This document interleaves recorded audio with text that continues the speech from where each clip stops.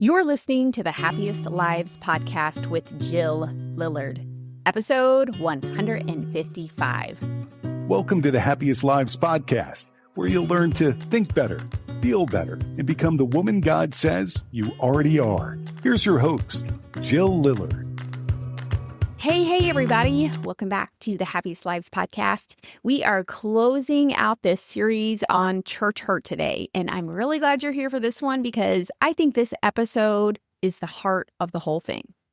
Let me just do a quick recap of where we've been, because if you're jumping in here for the first time, I want you to have some context. In episode 1, we talked about why church hurt is so hard to talk about, why it tends to either get completely minimized or just forgive and move on, or it gets really dramatized and neither of those actually help anyone heal. Episode 2, we got into leadership, how the structure and the pressure inside church environments can shape how people lead, sometimes in ways that nobody planned and nobody intended, but still caused real damage. And episode 3, I brought a panel of women from my VIP group who have all experienced church hurt.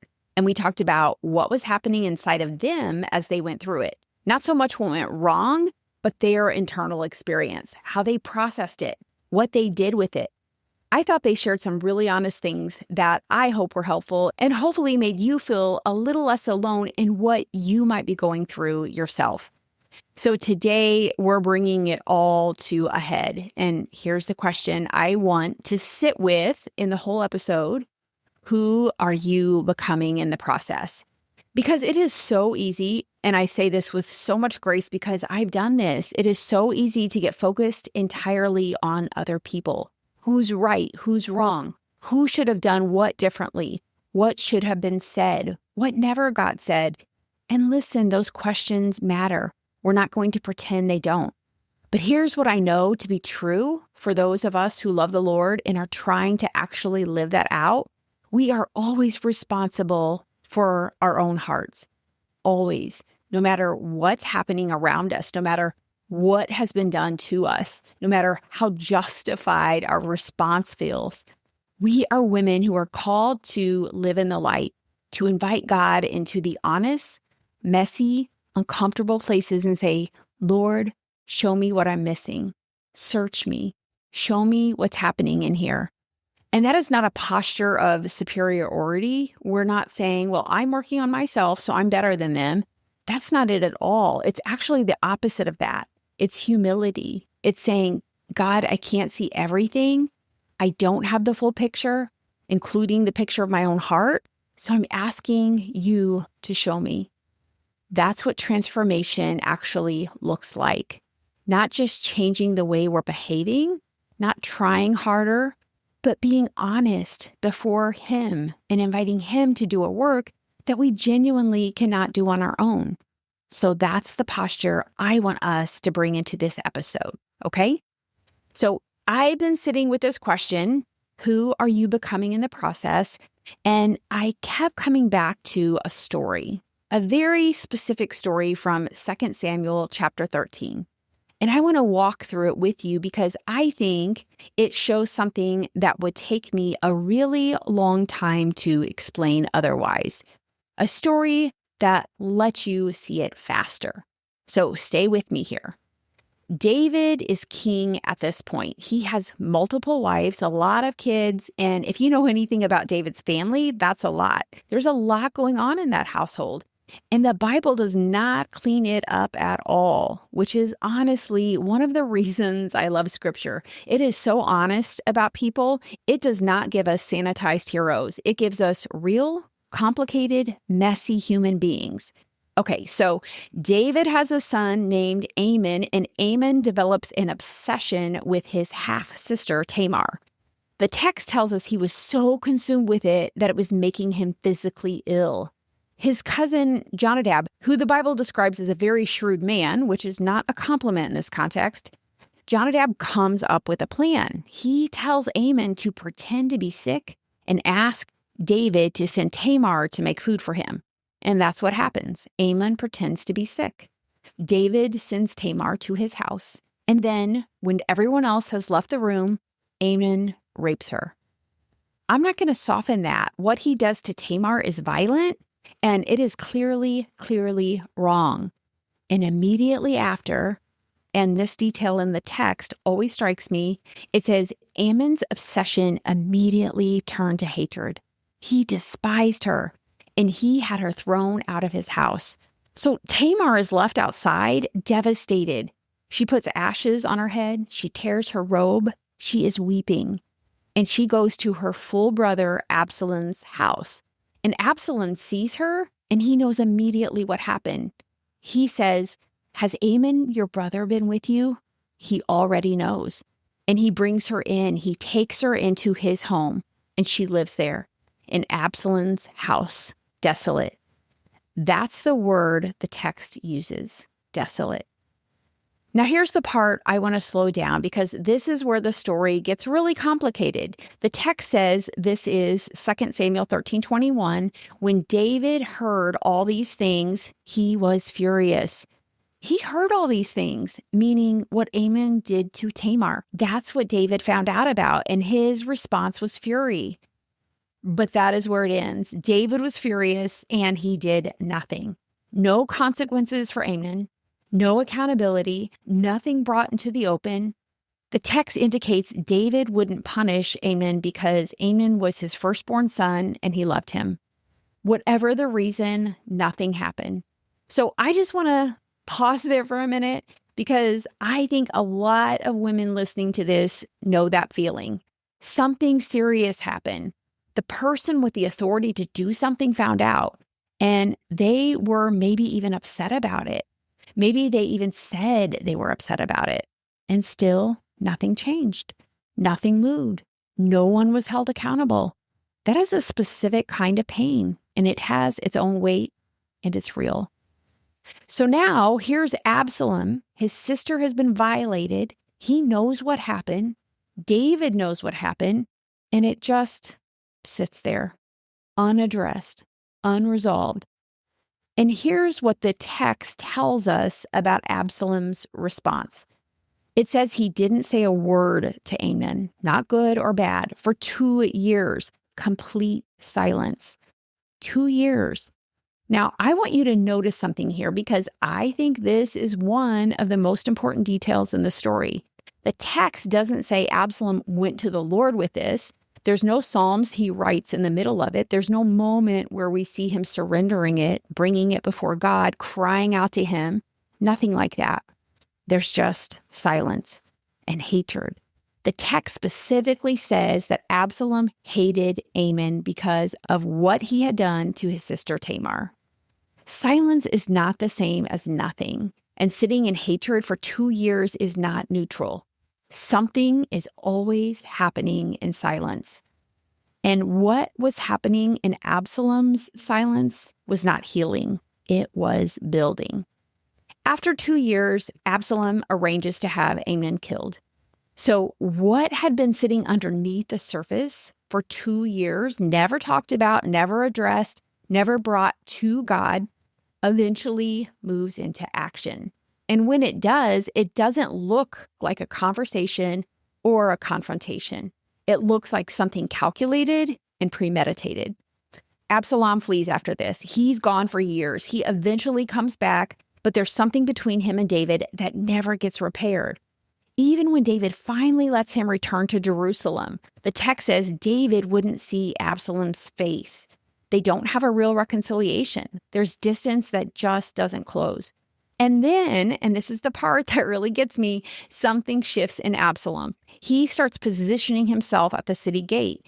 Every person who comes to the king with a complaint or a dispute, Absalom intercepts them.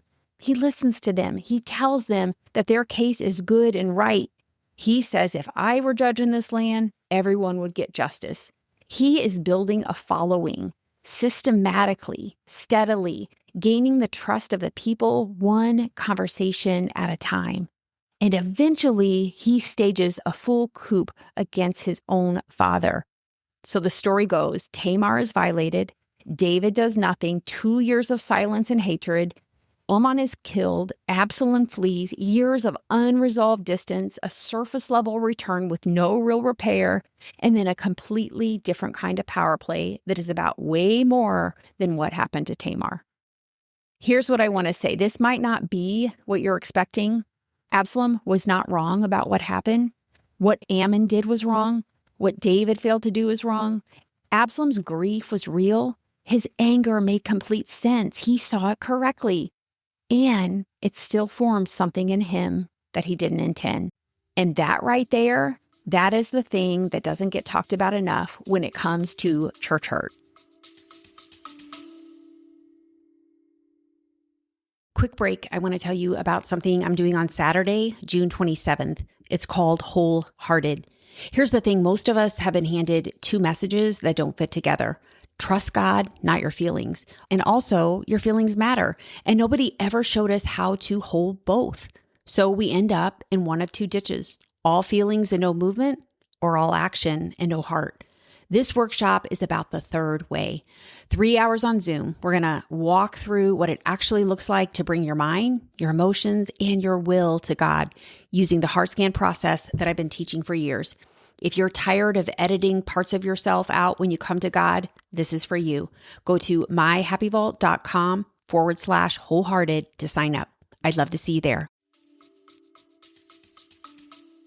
Being right about what happened does not automatically protect you from what carrying it does to you over time.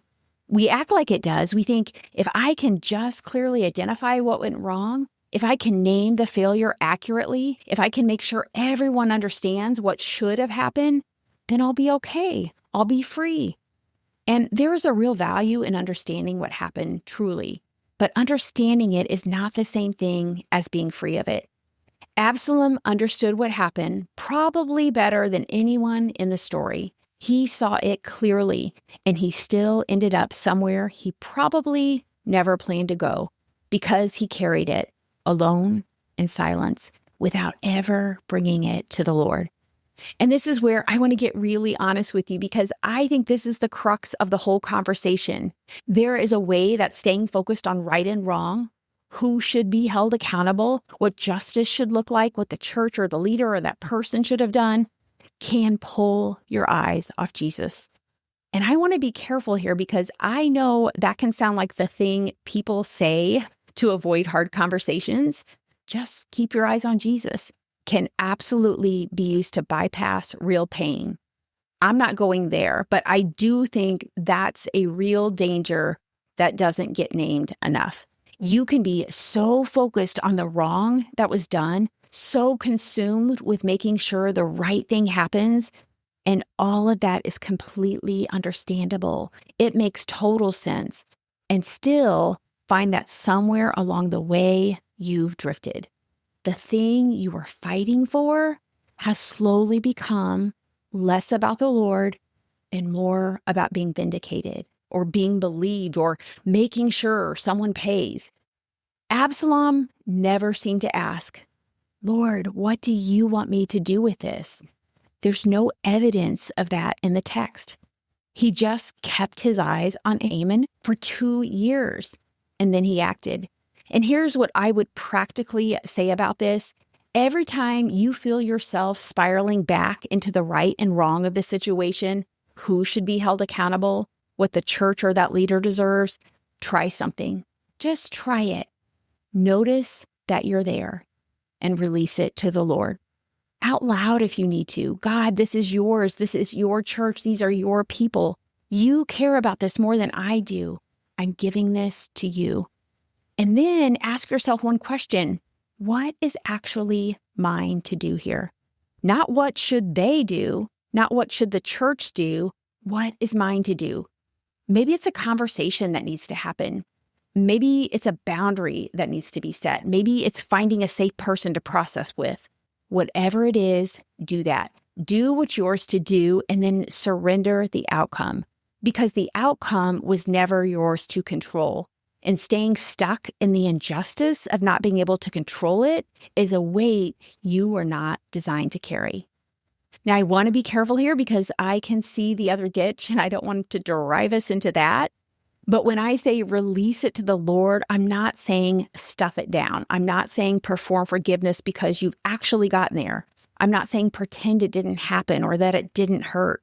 Because here's the thing, if you just put a lid on it and act like everything's fine, that stuff doesn't go away. It goes underground. It sits there on a back burner and it simmers. And then you find yourself in a new church situation or a new relationship and something small happens, something that probably wouldn't have bothered you before. And you react in a way that doesn't match the moment. And you don't even understand why. It's because what you never moved through is still there, still looking for a way out. That's not healing. That's just delayed pain. So don't stuff it down. Feel what you feel, grieve what you lost, acknowledge what was wrong. Be honest about it before God. What I'm saying is be intentional about where you process it, because there's a real difference between processing something and just circulating it. There is a version of talking about your church hurt that is genuinely moving you somewhere. You're gaining perspective, you're healing, you're getting to a place of freedom. And there is a version where you're just recycling the pain. You're retelling the same story to more and more people. It's getting bigger every time, and you're not actually getting anywhere new. And that second version can become toxic, not just for you, but for everyone around you. It can pull other people into a narrative in ways that aren't fair. It can slowly become the thing that's stealing your energy, stealing your joy, and honestly, stealing your witness. God cares about your pain deeply. He really does, but He also cares about what you're doing with it. So find safe places to process. A counselor, a trusted friend who is going to tell you the truth and not just agree with everything you say, a mentor, the Lord Himself in honest prayer, which I think we genuinely underestimate as a processing space. These are the right places for it. Not every conversation, not everywhere. Now, I want to say something specific for a lot of women in particular, and of course, this does not apply to every church hurt and every situation. I know all of those look differently, the details of that. But some of you who I have spoken with feel like you never got a voice in the situation. What happened to you was real, and you never got to say so in a way that mattered.